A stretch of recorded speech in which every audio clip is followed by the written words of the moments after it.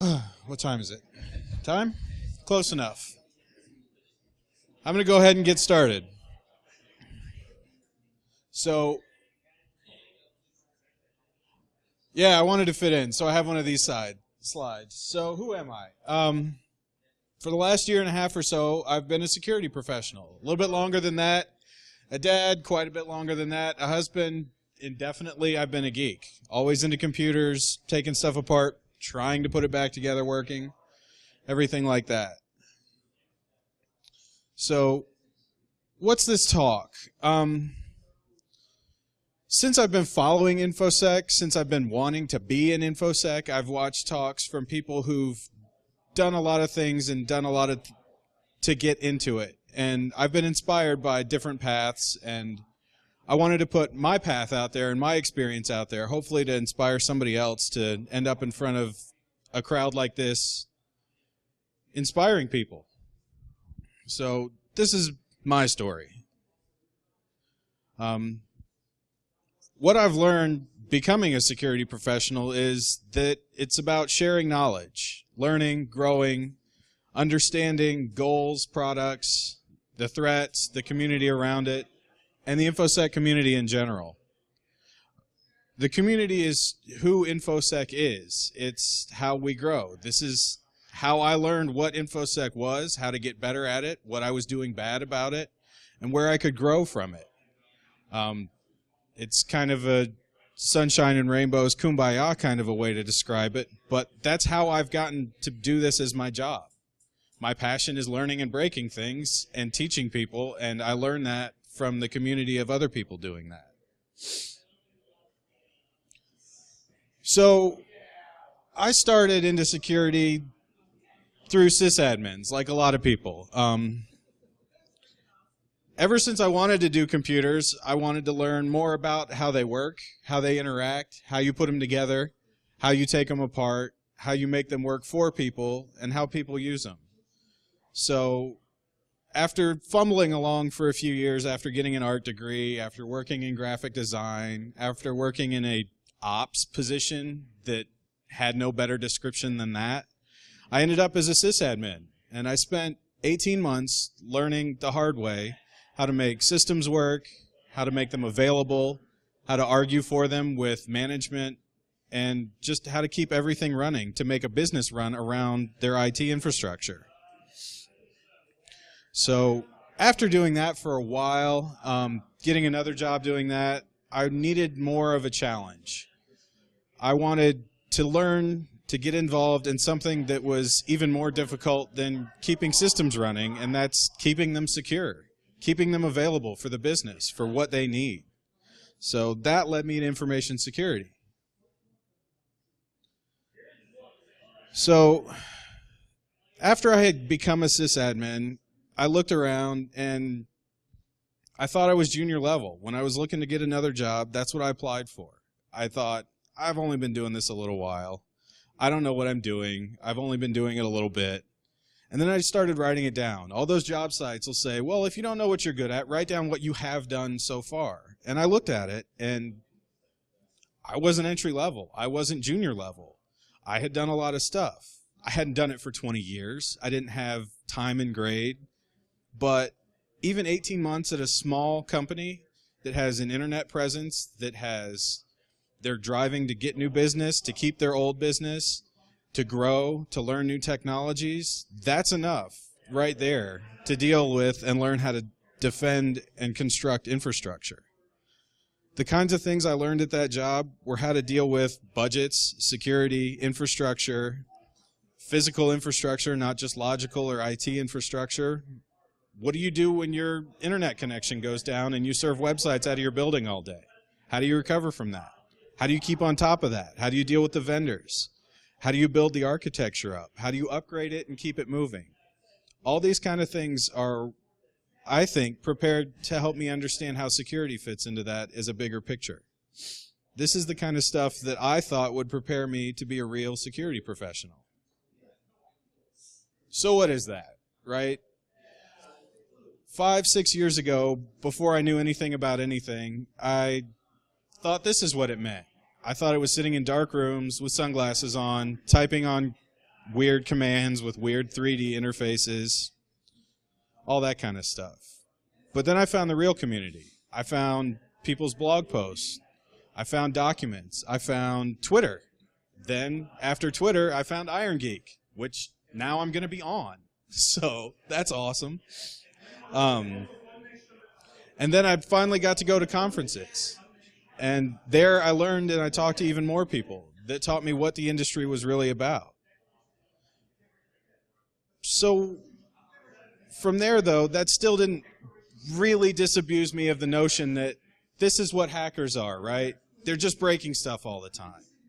Because when you go to a conference or when you hear somebody like Dave Kennedy or Chris Nickerson talk, what do they tell you? They tell you war stories. Oh, this time we broke into this company and we had this iPad and we just unlocked all their doors. Holy cow. People do that for a living? Like, you think that I started thinking that the red team was really the only thing there was. Pen testing was the only thing there was. You learn how to break into stuff. You learn how to document it. You learn how to teach people not to do that again. They're legit hackers. Oh my God, it's just like a movie. But I didn't think I could call myself professional or InfoSec or real until all of that. I mean, I went to the other talks. I learned about other things like compliance, about business, just about tools that people built to help make things better or more secure, or auditing even. So I learned that there's a little bit more to it.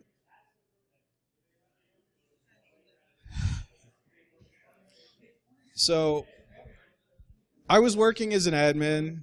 I was working in a QA department. I supported people. I maintained systems. I distributed resources. I helped people do their job. By this point, I was doing it at a profitable software company, which is fun. You don't have to fight for budget. You just have to ask for budget. You don't have to fight for access. You just have to explain the business reason. People listen. People react. It was awesome. But I still wasn't doing anything with security. I was just doing basic holding on to it, making it work. So where I got lucky is I work at a company that values its employees, not the titles that it throws on its employees. So I asked my boss. I said, look, this is my passion. I don't see a whole lot of use of security right now in the QA department in our infrastructure. I don't see us trying to move that forward. I want to do that. I want to learn how to do it. And I've never done it before. He said, well, the only two options I see here are you leaving the department or you doing that here. We don't have anyone, so you can't be worse than no one. I said, no, I can't. I can definitely better than nothing. And so we built a place for it. I got a title, I got position, I got the freedom to find my own responsibilities. But that didn't make me a pen tester. I didn't learn how to do all this stuff overnight. I didn't even learn how to break our app. I still don't know how to exploit long past vulnerabilities in our app. But I did learn how to do other things that were security and valuable to the business. There was a proposal that had been written years before I had gotten hired that myself and another impassioned security advocate started rewriting, readjusting, building to build a new security team in our QA department. We needed more software security. We needed to understand software security in a way that wasn't being addressed at that point. So the concept that we came up with was to start a group of champions. People who are interested in security, for any reason, really. We didn't ask questions. We said, would you like to be in security group for QA? And we got volunteers. We got a lot of volunteers, actually. People who are interested for whatever reason. So we had a wide range of interest, experience, understanding of everything, of the internet, of computers, of our software. We had people who had been working in our software for more than 10 years. We had people who had been hired more recent than I had. So we had a lot there, and we built on that knowledge. We built it together, and we built it the same way I had built my passion in security. We read blogs, books, Twitter, con talks. Me and this other person, we just worked with what we had. We taught people how to be passionate about security, how to understand where to ask more questions, not how to pop open boxes, not how to use Nmap to find every vulnerability in the network. Those things didn't even apply to our software, really. Sure, there's holes, sure, there's other things, but they were in QA already. They were already poking at the app. So we just taught them about the mindset, how to get the feeling of security, how to understand where risks could come in, what ways could break the software, what questions should they ask the developers. We told them they should make the developers uncomfortable. They should ask more security questions. Worst case, they would find out answers that they already knew, but they would have asked those questions. They would have prepared people to be ready to defend the security of our product. So by doing this, we passed on our passion to a wider group in the department. Another way we did this was with simple goals and simple trainings. We did a Security Plus study group that, yeah, it's not an intense cert. It's not an intense anything. It's a CompTIA cert. You're learning almost as much about how to answer questions as how to answer security questions. But it built people together. It built people on a foundation of knowledge where they all felt part of the group. We did hands-on training where we just opened Burp Suite, we put it in between the browser and the application, and we looked at what happened. We taught people about understanding baselines, about understanding what traffic goes back and forth when you're using a web app, what that means. Most recently, we did a practice CTF that was just a couple simple PHP pages, but we showed people how to evaluate encoding, how to poke at things, how to ask even more questions about stuff they didn't understand, how to Google for it, how to look over the shoulder of the person next to them, how to ask more questions. As the leaders of the group, we couldn't even find all the answers to it. But when we put it out there, by the end of the session, we had all the answers to all the flags in this simple 10-flag contest. So we worked together as a group. We built it together. So the champions grew, and we started shifting what everyone was learning back out to the teams. So from a small group of a dozen, 15 people and a couple of leaders, now we were educating a department of over 100. We were passing knowledge back out to people who could use it every day to evaluate our software and build things up. Organizationally, we were growing as well. The counterpart of our QA department is the development department. So not long after we had started our champions group, a vice president of development was starting a security team. He had hired a few engineers, and so now we had endorsement from a vice president level person who had a budget, and we had reinforcements. We had people with technical training, with hands-on access to the code to help us understand what we were trying to fix. In the development group, we got technical expertise. They're in the code, auditing it, analyzing reports, fixing bugs, consulting with the other developers. And now, as QA, we're walking right beside them, learning just as deep in technical knowledge as we didn't have before. So, with the development team, now, in QA and development, we're implementing a secure development lifecycle. We're learning together how to bake security into a development environment.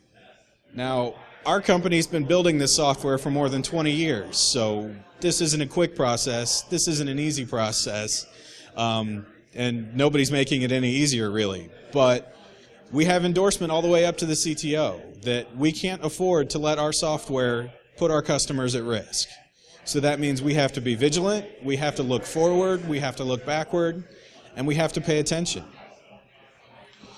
So technical problems we have a handle on, but now we're still fighting a lot of organization or people problems. There's ideological problems. Half the development environment. These guys have been with the company 10, 15, 20 years. Why do we have to change? Why do we need more than a 4-character password policy? Why should we get rid of default credentials? We're having to carry this advocacy to people who aren't interested and who don't want to listen. But that's our job. That's our task. We can't let our software be that risk. So changing all these things, changing these minds, these workflows, these attitudes, that's going to be probably the focus of our careers for quite a while. We've been at it for almost a year now, and it's going to take some time. We have a very mature product with a very significant number of staff and divisions, and it's going to take work. But we are moving forward. People know that there's a security group in our R&D group, our development group. They know we care about the product. They know that we want to know how it's built and that it's being built securely, that it will be built securely going forward. In our organization, we've heard that there are a lot of movements like this, grassroots things that have sprung up that they wanted to get done. They had support, they had endorsement, but they only lasted 6 months because no one had the passion to carry it forward. We started this in 2012, and now we have almost an entire department devoted to it that's just there for this outreach, this advocacy, this support to bring security through it. Having this passion for security keeps us moving, and it keeps the group growing, both in size and in scope. So, what does this have to do with the title of my talk? Why do I think that this has anything to do with being an imposter? Despite our successes, it's still hard to believe we've made this difference. According to Wikipedia, the imposter syndrome is a phenomenon where people are unable to internalize their accomplishments. Sometimes I don't feel like we're doing security. I feel like we're doing, I don't know, some kind of HR culture outreach. I don't spend all day in Metasploit. I don't pop boxes or shells. I don't even teach people that. I teach people how to ask questions, how to analyze what they already know in just a slightly different way. But this provides value. This provides value to the company, to our leadership, to the department, to people. It gives them a goal. It gives them something else to add on, to feel proud of. They add that to their accomplishments inside the company now. They're security champions. That has meaning. And by extension, our product and our 12,000 customers, and growing, are getting more secure, even in the slightest way, because we care, because we are motivated. It's hard to believe we've really increased the security of our product just by having meetings, just by having talks, just by going through a couple of demos. But we're finding bugs. We're asking those questions. We're getting those things written up. We're turning those into changes. We're encouraging people to become impassioned about security, giving them fuel, giving them ways to exercise it, asking their opinions on things. And we're growing. We're growing the understanding of everyone in the organization responsible for our software. We've reached out to sales, marketing, our installations group, our solutions group. We're becoming a reference point. If they have questions about security, we want them to come to us. If we don't know the answer, we're not proud of that fact, but now we have something to work for. We have a list of goals to get them good answers to questions that we don't have the answer for. We've internalized the awareness ideas that I've heard from people like Ben 10 and Dave about how you go and approach people, how you bring security in. We're approachable. We have one email address for security that we answer immediately. Any number of people answer it. We get a phone call from somebody in sales. We'll go talk to them. They say, hey, we have this RFP thing, and I don't understand what it means. We say, cool, do you have 10 minutes? We can sit down and show you. We can walk through it. Now they know. Now we get more questions, and now we're helping give more accurate answers that hopefully sells our product as a secure solution.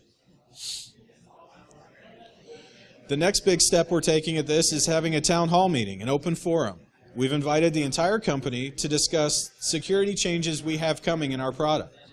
We're going to explain to them why we're making these changes, what we're hoping to achieve, and we're hoping they bring questions. Why are we doing this? How can we do this better?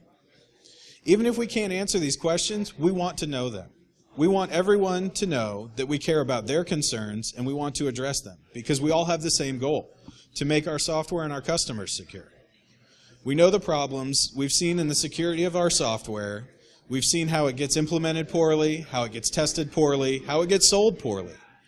We don't know about selling, installing, or maintaining, but we hope that driving this passion that we have for securing the product will help others understand where we're going. And that's really where I'm at. I'm a real live security professional. Software security at that, somewhere I never thought I would be when I graduated from college with an animation degree. I don't spend all day in a shell. I don't write reports about how to exploit things or how to fix vulnerabilities. I spend my time in meetings. I write a lot of PowerPoints. I do a lot of presentations, and I ask a lot of questions. But by encouraging people, by building this sort of passion, I also get to do the fun stuff. I get to practice everything I'm teaching. I get to walk through when people find vulnerabilities, when they find exploits, when they see these reports. I get to be there. I get to learn. I get to help translate that knowledge back to other people. The only real true anecdote that I'm the most proud of is we had a training session with Burp Suite, just the basics. Here's what happens when you log in. Here's what happens when that login does something. The next week, one of our security champions found a hole. He found a session problem where you could use a session to get administrator access. He wasn't a security pro. He didn't even know you could look at the traffic that way. And he found a hole that was patched in our software less than a month after we told him he could even look at that traffic. So we are having a difference. We are making our product more secure, and it's a proud place to be. That's all I've got. Anybody got questions? Okay. So you talked about things you've done so far. What would you like to see your group go next? Where do I want to see the group go next?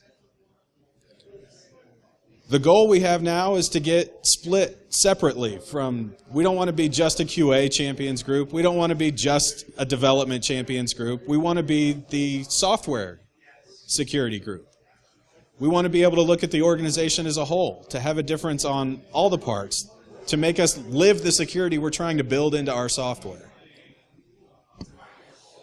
Yeah.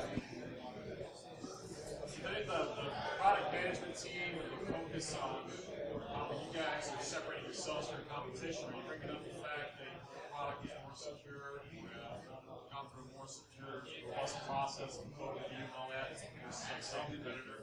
Are the product manager and the selling using that as a selling point?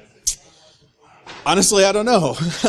I know that in the RFPs that we are dealing with, now that we have more consistent, understandable answers and we're educating the sales team, they're more comfortable selling it that way.